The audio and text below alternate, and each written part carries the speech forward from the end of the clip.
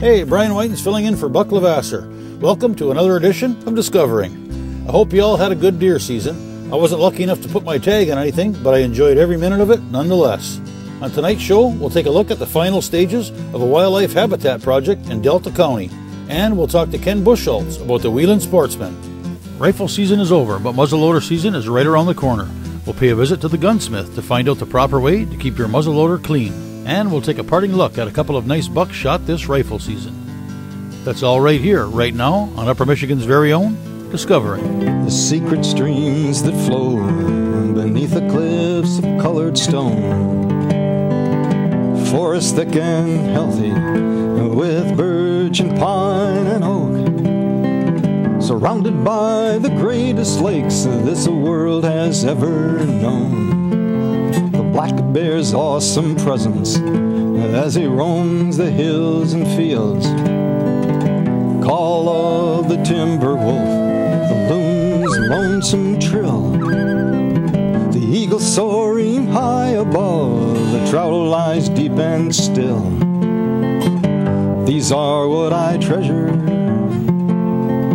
the only way I measure feelings that I have for this fine land. There is so much to discover when you're a long-time lover of northern Michigan.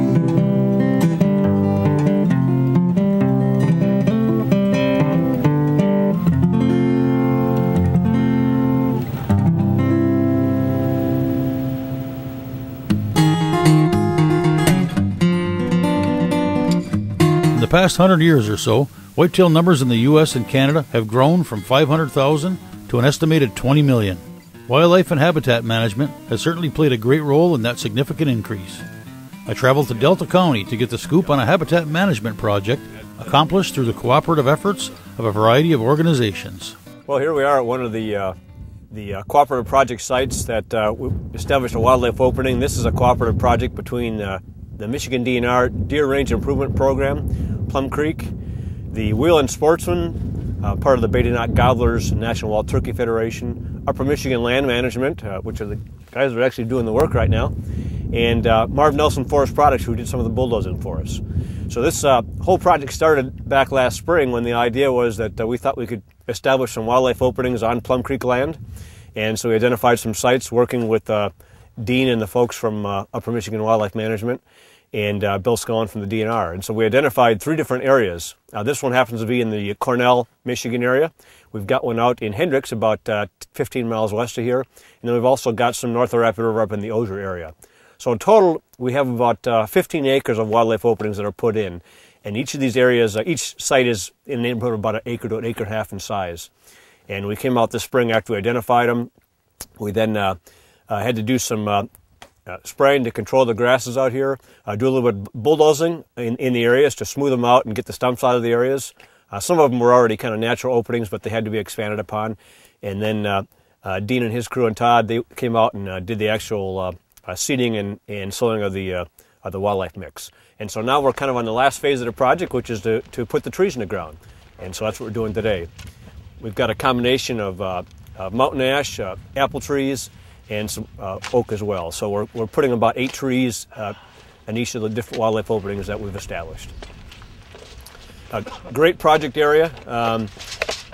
The areas that we picked are all areas that are under the Commercial Forest Act. So they've been open to the public for hunting and fishing for many years, and that was a big part of the program that the Deer Range Improvement Program focuses on, is we want these to be open to the public.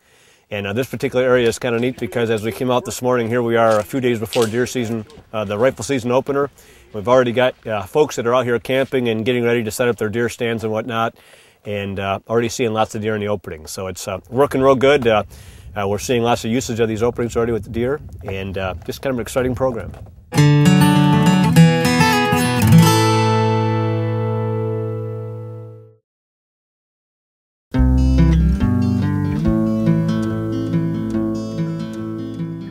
This is another example of one of our deer habitat improvement programs that we've been partnered with Wheelin Sportsmen, Plum Creek, Upper Michigan Land Management Services, Marvin Forest Products, to do a series of habitat openings in Delta and Menominee counties. We've done almost 15 acres worth of work here. That's been an excellent project where we've created a lot of upland wildlife foraging habitat.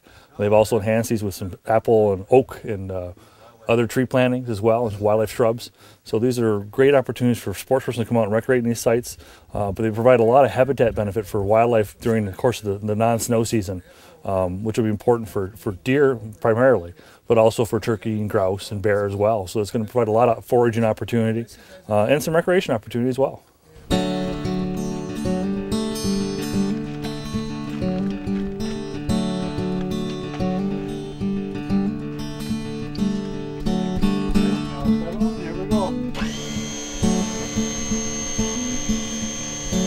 One of the many organizations involved in making this habitat project a success is Wheelin Sportsmen. Wheelin Sportsmen is not a piece of equipment, it's a concept. I spoke with Ken Bucholtz to find out more about this amazing and admirable endeavor. So yeah, the way these things come is a lot of them will have the sip and puff unit right up there where you have to kind of go into it, you know, to use it. And what we did is we put a little connector there with an extension, so we have about a 3-foot hose coming off it, so it gives us a lot more flexibility to people with less mobility. We can have people like watching the monitor and see the game when we're getting it dialed in and stuff, and then we put it to their mouth, and we practice a few times too to pop in on it. And when you pop in on it, and that's what fires the gun. So that has basically about over a foot and a half of adjustment back and forth, and another 4 inches up and down. So we can use a crossbow in here, we can use a muzzle loader in here. It doesn't make any difference. We can use just about anything in here. So it gives us a lot of flexibility. And I was talking about this before. Is this here is supposed to all mount on a wheelchair. But the only problem is the being stable. The wheelchairs, you have your pneumatic tires, and you don't have real good stability. You still need to be concealed anyways, and you need to stay warm. So we come up with this idea here, actually over at the Intermediate School District. Bob Benson and his group come up with this idea here. So it basically mounts just like a receiver hitch on your vehicle. So it works out really nice. We have other groups now, like up in Iron County, they just built a unit like this here, and same thing. So we're all working together, and what the results are is we're getting more people with disabilities back out in the field. And having a great time. It's nice, to sit, kick back. We got nice heaters in here, and it's nice and comfortable, a little camaraderie, and chew the fat back and forth a little bit, and I always see some kind of game going through. So it works out nice. It's really a lot of fun. We always look forward to getting out and trying to get out as many people as we can. So far we've been pretty busy this year. We were up at Superior Game Ranch and harvested some deer up there. We went, Jeff and Reba Baker up there, they let us go up there each year and harvest some does, and they've been really, really good to us. And other places too, we've been over to Harley Kuhlman's and John Soper's, and we've been having a good time. We've harvested I think 8 deer so far, and boy, we've had a great time. Some Vietnam vets and other people from assisted living homes, and the list goes on and on. So we just met up with Owen here, and we're gonna be hunting here this week coming up. So hopefully we'll see something that we can get in the crosshairs and bring them down to Wally there. We'll say Wally down at Views, he takes care of our processing and does a fantastic job. And same thing with Steve Soderman, he helps us out a lot too. So those guys are a godsend. We used to sit in the garage sometimes till 1 o'clock in the morning cutting meat up, and we're not getting any younger either. So this is all working out great. It's just like anything else, everybody working together, and boy, it's just a great time, a lot of fun. The Deer Habitat Improvement Program initiative is a grant project we have in the UP where we have $50,000 made available annually through an application process. The application for 2013 will probably come out in January or February, and it's available on the DNR website. And it's available to sportsmen's clubs or other conservation organizations. Unfortunately, it's not available to the private individual because we just don't have enough money to go that far. But by working through sportsmen's clubs, we can multiply the money and work to get a lot more habitat improvement on the ground. And the goals are to improve wildlife habitat and also to increase partnership opportunities with our conservation partners out there, as well as have a tangible benefit on the landscape where people can see what we're doing and understand what we're doing and understand the science behind the actual projects that are involved. These projects, last year we had, in 2012, we had 6 projects we funded.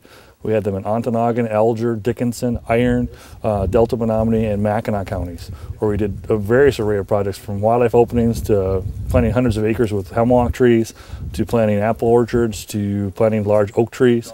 So they run the gamut of projects that we do.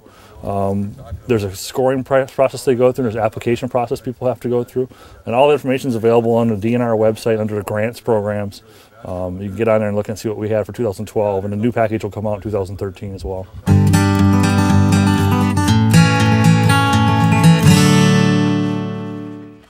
Don't miss the Woodtick Music Festival in Hermansville, Michigan. 4 days of great bluegrass, country, folk, blues, and rock and roll. Over 25 bands, fun for the entire family. Carry-ins welcome kids 12 and under free. Buy your tickets and campsites and find out everything you need to know online at woodtickfestival.com. That's woodtickfestival.com. The Woodtick Music Festival in Hermansville, Michigan.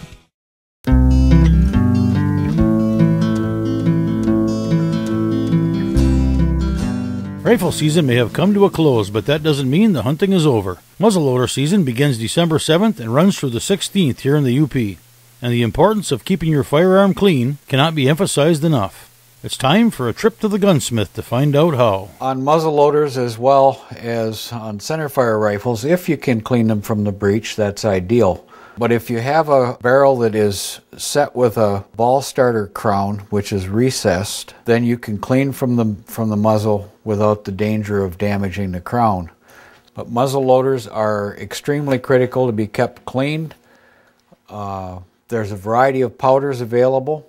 One of the common products been on the market for quite a number of years is Pyrodex. Measures the same as black powder. It's not as dirty and corrosive as black powder, but it still is corrosive. There are more modern products available, one of which is Blackhorn 209, which is the cleanest powder in the synthetics, but it can be used only in inlines with the proper style of breech plug. First thing you want to do is remove your breech plug. Most inlines come with a specific tool for that operation, but if you have the proper size socket, you can do it with your ratchet and your socket. It's critical to keep your breech plug clean, so you want to clean that very thoroughly before you put it back in. As with your centerfire firearms, you want to use a jag, not a loop. And this particular ramrod that the gun comes with has the jag rate as an integral part of it. Using a patch of appropriate diameter for the caliber, wet your patch.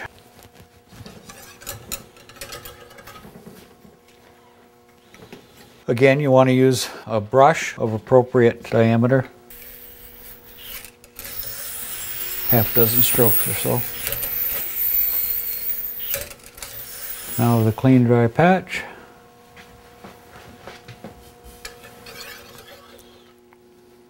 we're definitely not there. We've got fouling showing on our patches, so repeat. And you want to repeat the process until your final dry patch comes out completely clean to assure that you have all the fouling out of your barrel. Now if you're shooting saboted bullets, you would want to use sabot solvent because the sabots are plastic, much like the wad on your in your shotgun shells, and those, because of the heat and the pressure, does deposit plastic inside your bore, and you want to make sure that you have that cleaned out as well. And for that you use a product specifically for dissolving that. Once you have your bore all clean, then it's time to make sure that your breech plug is good and clean. An appropriate size device to make sure it's clean all the way through. Little needle works, paper clip if it's small enough. Treat with solvent. Q-tips are real handy for getting in the cup here, making sure that that's good and clean. Then before reinstalling your breech plug, it's a real good practice to use some kind of product on it. There's a number of them out there on the thread so that you don't have a problem with the thread seizing up due to corrosion. If you don't have products such as this to use and you have some never seize, that does work as well. But being careful that you don't have any down on the end of your breech plug where the flash hole is to contaminate your powder charge. and tighten, but don't over tighten your breech plug. Reinstall it in your stock and you're good to go. Of course, on the side lock style of muzzleloader, you don't have the option of cleaning from the breech. You do have to clean from the muzzle. And you want it, before you begin your cleaning process, you want to remove your nipple. And it's just a repeat process till you end up with a clean patch on your last one. Now, if you were getting ready to store this, you're done with the season and you're all ready to put the muzzleloader away for the season, it's a good idea to take a product such as the natural lube and coat the inside of the bore lightly. Does not take a great deal of it to do the job, and that will protect your bore and keep it from rusting over the storage period till the next season, or you use the firearm again. And you want to make sure that your nipple is good and clean, and regardless of whether you're storing it or if you're getting ready to start your season, it's a good idea to put some lubricant lightly on the threads so it makes it easier for you to remove it the next time when you have to clean. Again, snugly but not over tightened to make it difficult to get out the next time. If you're storing the muzzleloader, do not store it with the hammer completely down on the nipple, because that will then potentially rust the nipple shut. Put it on the half cock when you store it.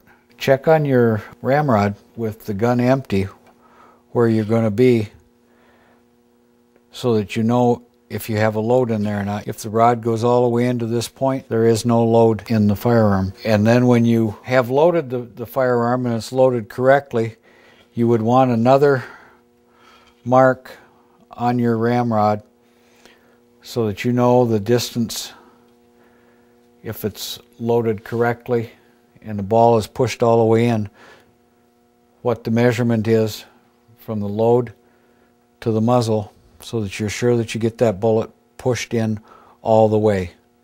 You do not want to pound on the ramrod to set your bullet. You don't want to produce a compressed charge. You just want it firmly on top of your powder charge, or on top of your pellets if you're using the pre-measured pellets.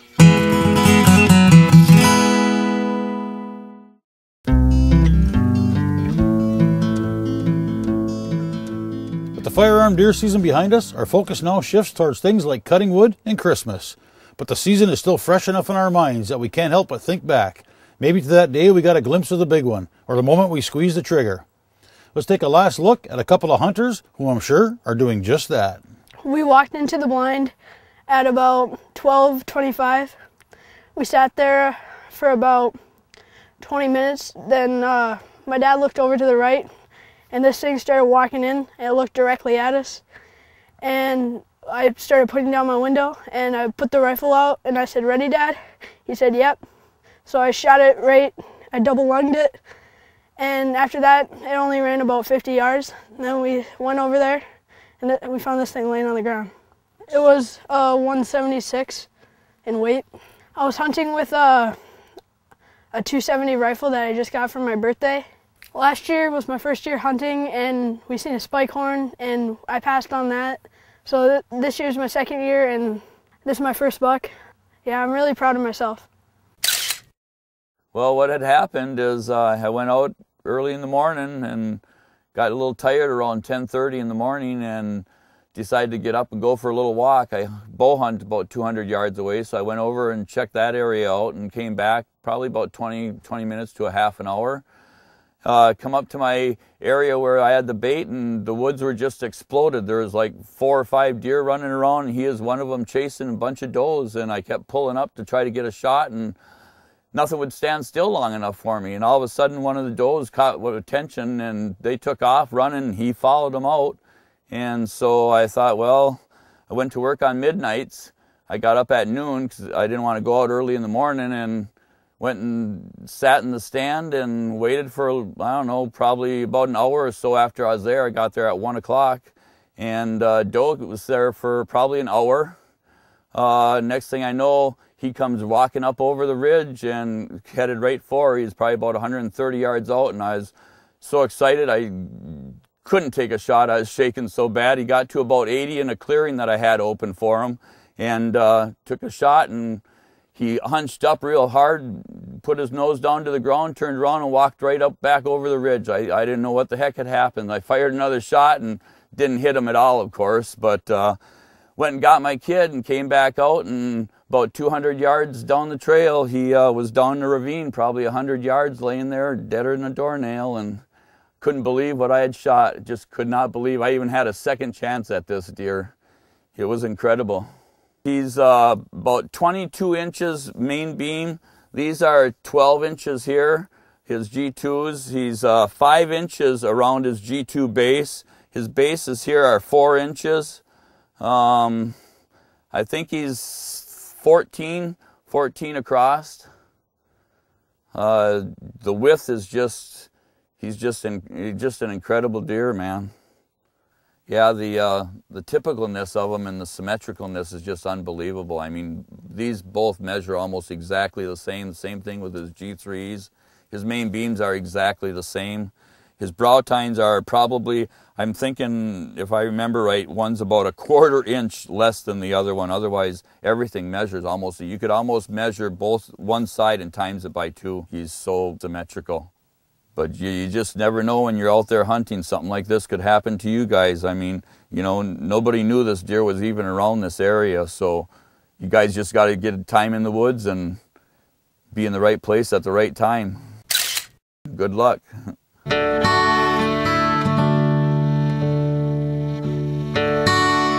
Well, the firearm deer season has come and gone. Hunters withdraw from the forest, transferring ownership back to its rightful inhabitants. Bait piles have dried up and deer go back to foraging the way their ancestors did. The last of the coals burn out in the camp wood stove. The rifle goes back under the bed, and bins of orange get stored back beneath the steps for another year. For me, some of the highlights of the season were certainly the times at camp with the crew, and all the things I saw during the countless hours I spent walking in search of the right deer. But also, it's the hunters I had the opportunity to talk to and film, each telling their story and reliving their experience. Mainly the kids. When you're a kid, there's few things more exciting or memorable than shooting your first deer. When you're a parent, there are few things more exciting or memorable than watching your son or daughter shoot his or her first deer. One way or another, deer season, in great part, is about the kids. I didn't shoot a deer this year, but as usual, it was a great season. That's all for today. Thanks for watching.